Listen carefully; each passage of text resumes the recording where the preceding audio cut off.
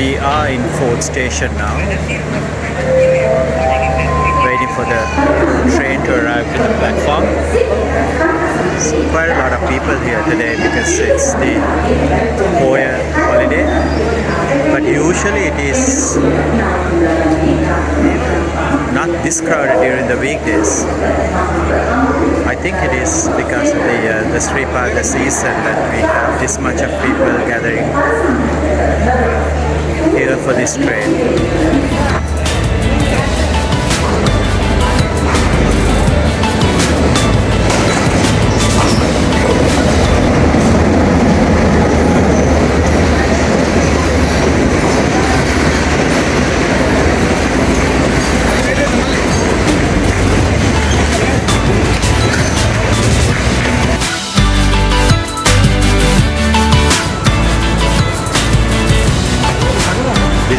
The train that we are supposed to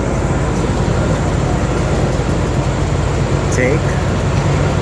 Had a bit of an hiccup because we almost missed it since that one of our guys thought that this is the Jaffna bound train. Just about to start the journey.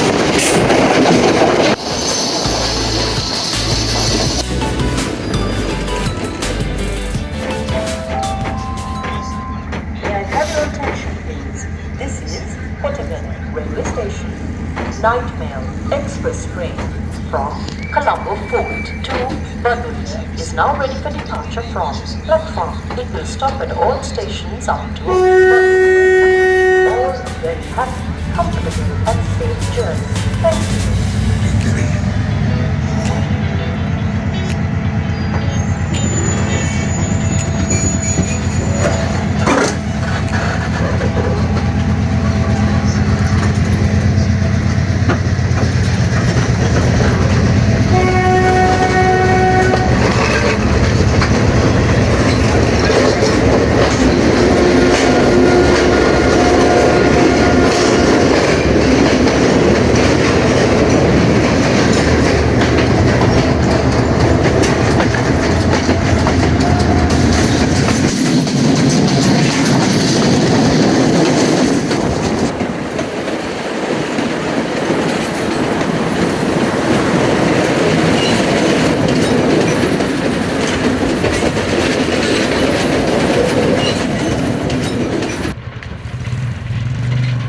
Just got off the Ohia and our train is leaving, and this is the Ohia town.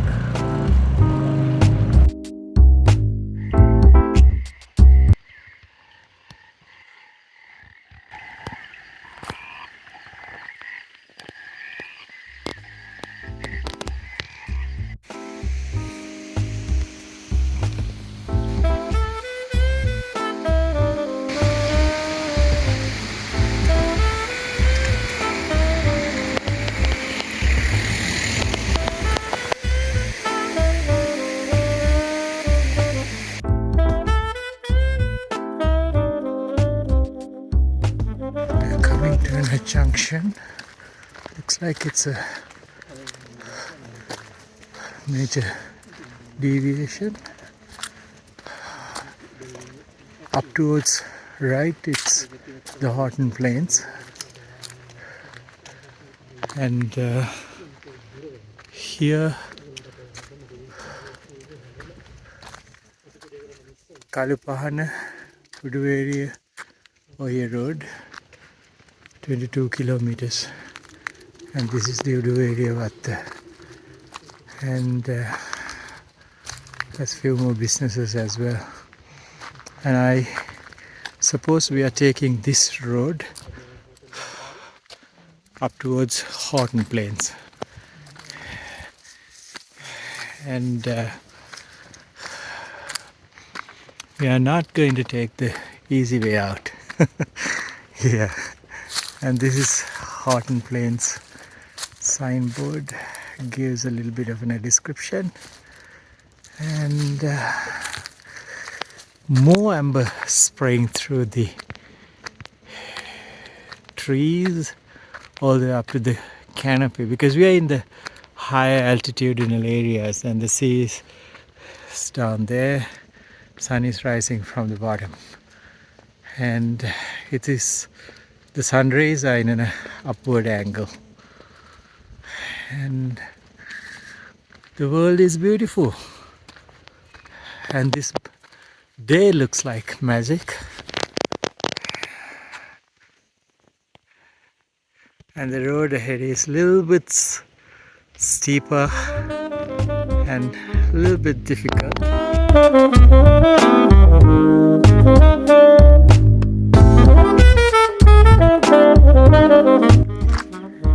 Had a cup of tea and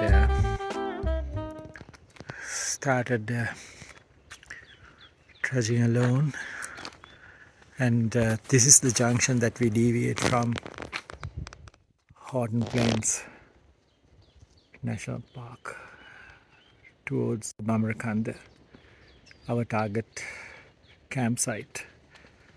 And it's a gravel road, something that I didn't expect at this stage, early stages. And these orange dots are a sign of that this is part of Picot Trail, and it's much colder again, but I'm hoping that it'll be a nicer walk, and it's downhill as well, so won't be that much of a trouble, or may not, because if the slope is steeper, then walking downhill gonna be harsh as well. Yeah, that's what it is. Beyond that escarpment, Horton, the plains. There, that one over there, that's Horton Plains, and we are heading downward towards that area.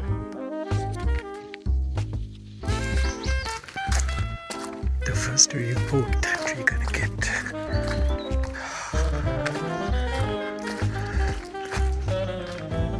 From the top of the truck, and it's magical Horton Plains escarpment, and wow, that's a magical view that you get here towards the south part of the country.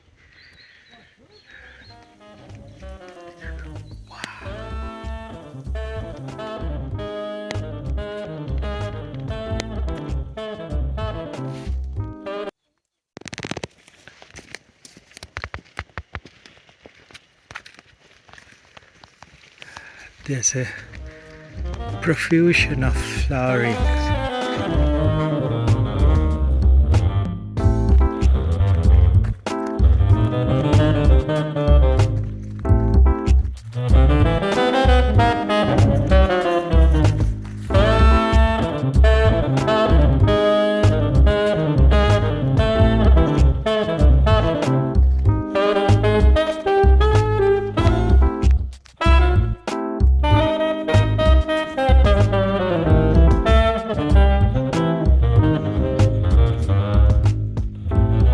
The potato farmers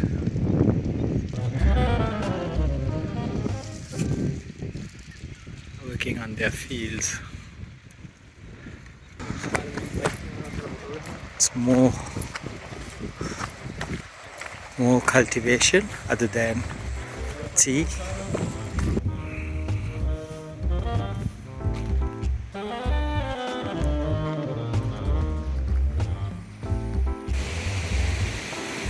This area is extremely lush.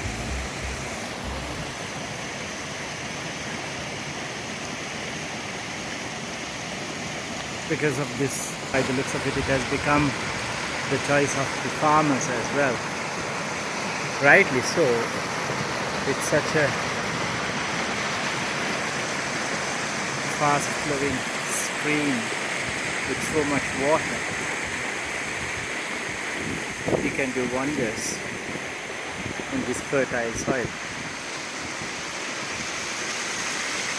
Such a beautiful set of waterfalls as well, flowing down majestically.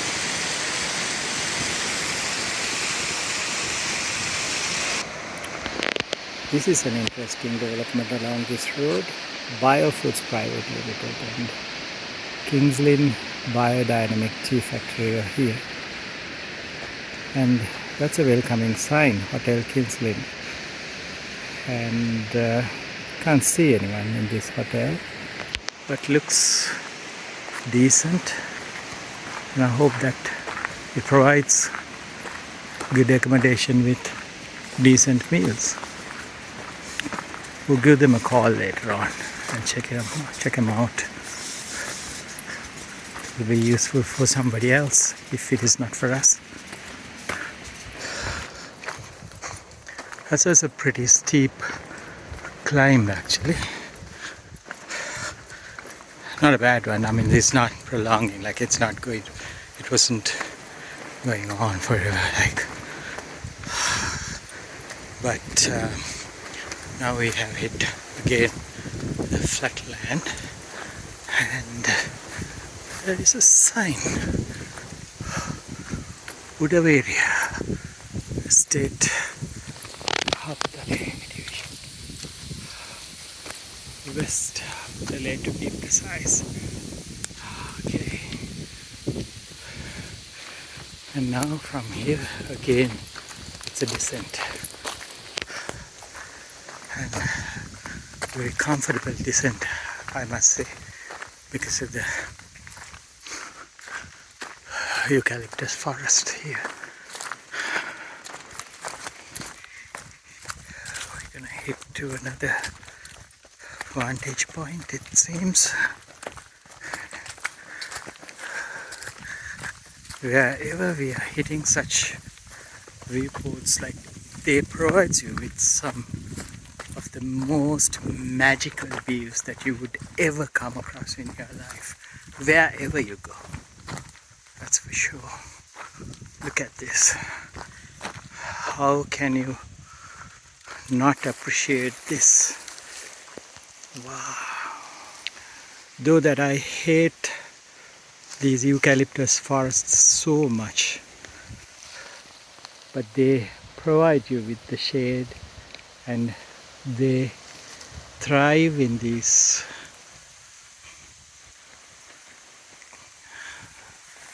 environments. And most of these Australian plants from Australian continent are thriving here, and almost have become invasive, but they are useful in most cases as well. This peculiar mountain range is very interesting. For these first two tops, the villagers calls, or in Sinhala vernacular it's being called Gommolya. If you have a little bit of imagination and if you can use it, you can see the front of a bull, a grown bull, and its protruding portion of the neck. I don't remember the name for that protrusion, but you know what I mean. And then you get the Balatudua mountain top, and further down you get the Wangedigal. Sounds like we are getting close to another waterfall. Looks like it's a biggie, bigger than the previous one. Look at that. Wow, that's plenty of water flowing down, and sounds very pretty as well. Looks very pretty and sounds very pretty. Fantastic.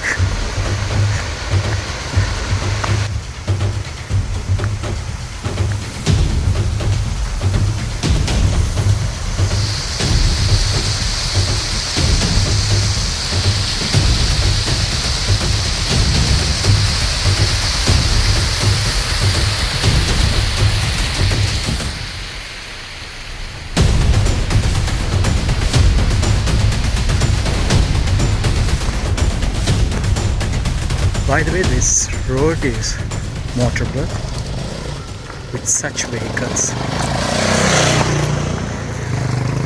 Oh wow.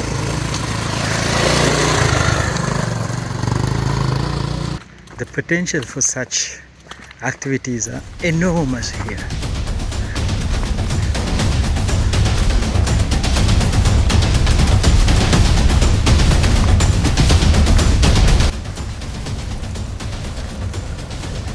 This is possible as well. Hi. Yeah, last time. Wait, can I video it or last time? Oh, you don't want to This is a small tuck shop that we found here, and we asked for plain tea, and they said that they will make them for us.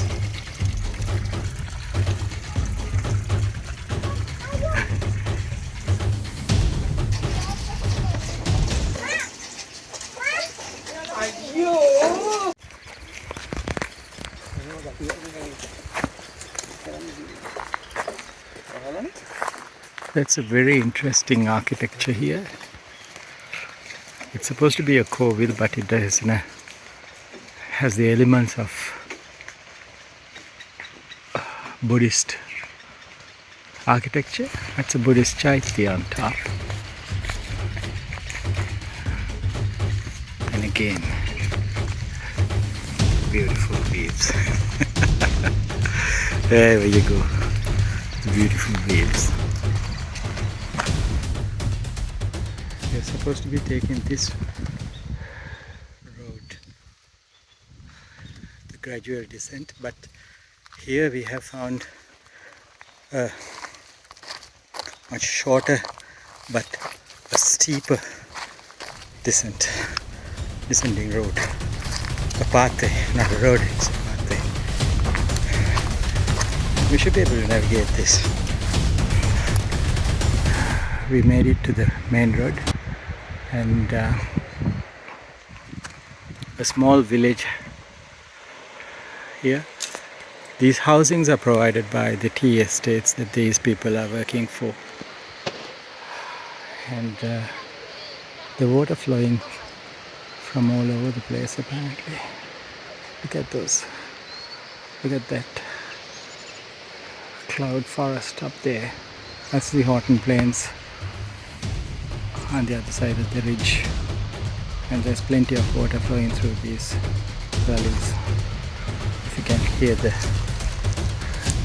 water flowing noise, and you get to see beautiful contrasting greens, different shades of greens.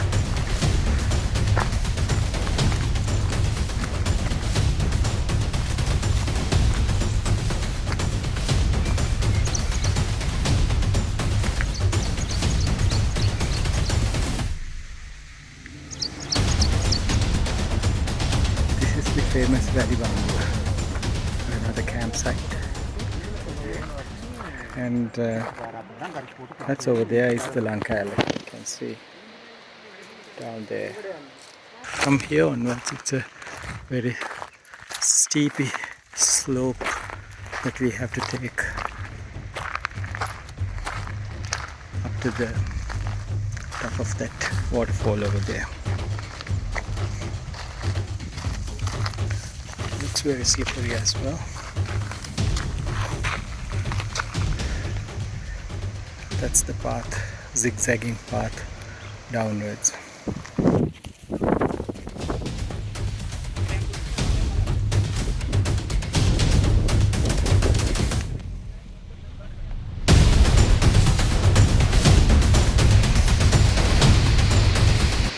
It's the upper part of the Lanka Ella.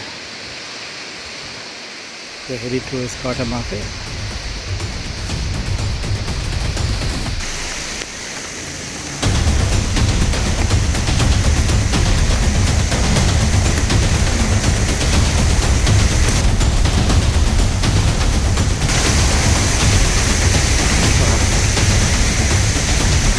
There you have it. The Lanka Ella in its full glory.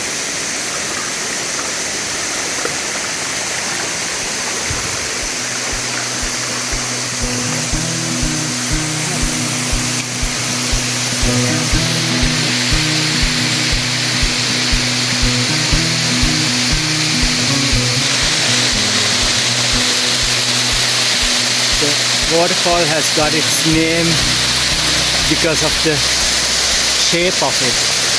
It's a little bit, right at the moment it's not in its full glory, therefore it's little, you can, with bit of imagination you can see that there is a shape of the Sri Lanka here.